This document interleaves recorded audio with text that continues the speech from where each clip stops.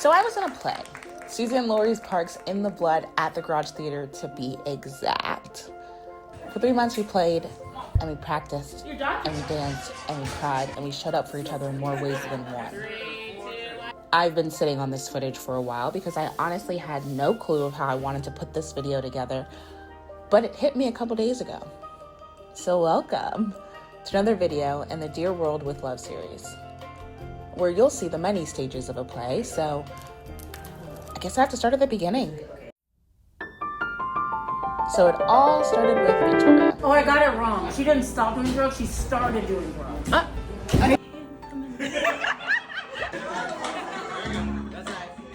Victoria and I went to the same acting studio and have become friends, thus leading to this text.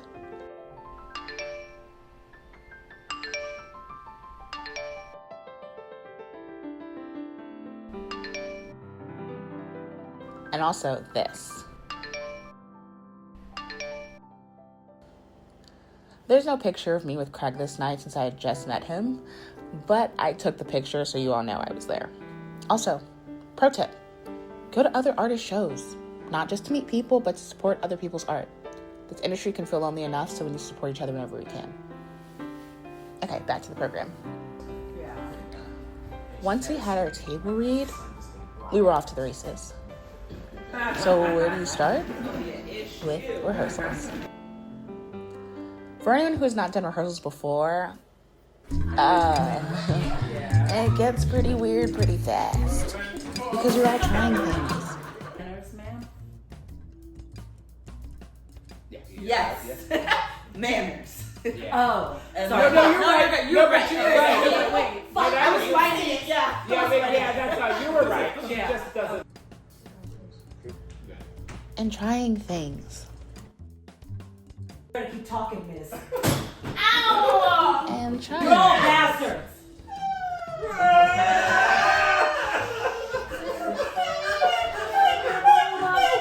This is also the time where your space starts changing. You'll start seeing the set change.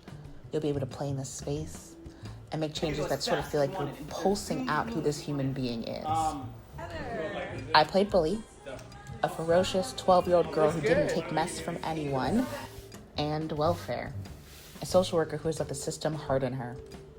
Going from playing a child to an adult can be tricky, especially for a story that was linear in time. However, technically, since my characters were different people, that didn't align with the spacing of the story. I had to pick behavior that was Bully's and behavior that was Welfare's. And then there was behavior that was just mine. How much of yourself do you put into each character, and which character deserved more of you in that moment? I don't think there's an answer to that. But if you have one, let me know. As rehearsals go on, you eventually figure it out. Everyone knows their blocking. Everyone knows their lines. It's starting to get comfortable. And that's when wardrobe kicks in. Now I'm just gonna let these play because these will be hilarious. Entertain you. You go from Nessie Alba to Bully. Any camouflage shorts in there? No, I didn't know those were for me. I know. Oh my God. I should have put names. Someone's fault. Stage manager. You know what? Assistant stage manager. Busted. Someone's fault. I just love that statement. Someone's fault. Us. Someone's fault.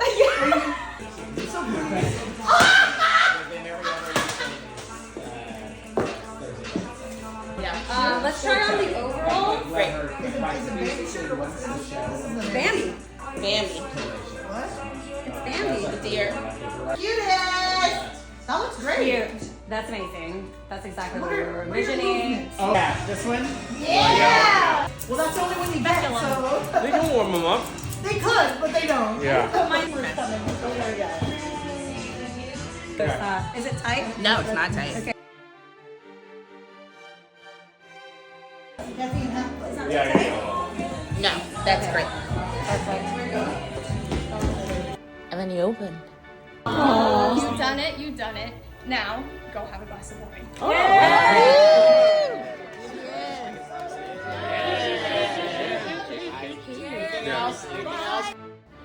And you feel like your heart may never settle again. Your palms are sweaty, your butt's clenched, and you can't figure out where you put your prop glasses even though they're on your face. and then you take a big bow and do it all over again. Every weekend, every weekday, depending on your play, you open yourself up to these characters each night and let the audience meet them for the first time every time.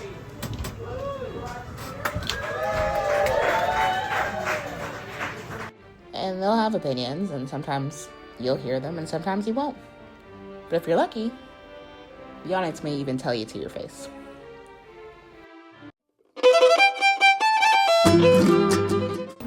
Now, what about you, Luciana? What was? Yeah, Bully is fun because she enjoys other people's pain. Mine specifically. Yeah. So it's fun playing a character, and I think there's something freeing about playing a child on stage and just finding behavior and messing with things and reacting to things like authentically is so cool.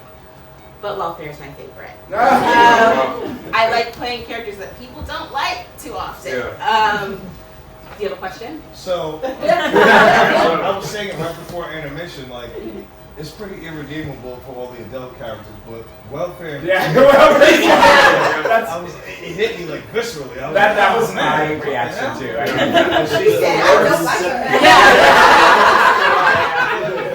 But for the whole cast, like for the irredeemable quality of the characters, like how do you get into that? You know, like. I think story helps, right? Like drawing relationship. And with Welfare, I think in particular, we created a history that like her and Hester are from the same neighborhood and they went to the same school. And maybe she was always jealous of Hester because Hester got all the boys' attention, and she ends up being a social worker, and like Hester's my first client. So to have this relationship with Jabber is 13, so that's a 13-year-long relationship where every kid, I'm trying to get you to get better, but you're not. You're having another kid after kid after kid. Like Welfare said, I put you in school, you drop out. I put you in a job, you quit. I put you in a shelter, and you walk. So I think, and again, this is a very like, not a parody, but she writes them in a way that you see kind of the horribleness of the character. But I think in order to survive in a career like that, you harden yourself in some aspect. Or you can, people do. Because if you care every time, it's really hard. I know. I spoke to a couple of people who've seen it that they left the industry. They were social workers, and they said that because they got burned out, and they were telling me, you know, like, I knew people like Welfare, and I was like, really? And they were like, yeah, that, you know, that's what happens when you don't leave. When you get burned out, that you stay in the job, you turn into her. Yeah. And she makes herself feel better by doing the opposite thing. Right? She says to Hester, I'm a black woman too, just like you. I made it, you didn't make it. And so I think she writes it so beautifully that like sometimes as we ascend, we're so desperate to get out that we leave people behind us. And so I think you see that really beautifully in the play. And horribly as well. Where do you guys think your kids ended up in life? Yeah. I feel like Baby is probably the easiest. Like they adopted you. Yeah. You're somewhere lovingly. I think Beauty would certainly end up in the system. 7 is too old, and I'm guessing the things that she would say without realizing it, the things that she might enact in different ways, maybe with her dolls, maybe in conversations, would be distasteful. Yeah. To put it, to put it gently. I think I'm watching now that I'm like thinking about it. Like my two like flip flop ideas for him is this: it's either prison or law enforcement. Like he's And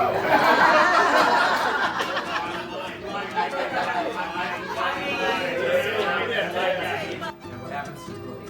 She don't make it. I think she's smart. And so I always say like she has a girl gang somehow, and she's smart. She has street smarts. I think maybe she works her way up to be the manager at a store So somewhere. she knows hustle. She knows hustle, Yeah. and she does not like it here. I think she hates it enough to like out of spite try to succeed. Right. Yeah. But you know what the best part is? The people you don't come see, I And not everyone can make it, and that's all right, but you save a special little place in your heart for them. And these people who were once strangers become people that you'll never forget. Even if you don't talk in a while, even if they move, even if you haven't seen each other in ages, you'll still remember what it was like, who you once were, and who you did it with. Love, Mr. Abba.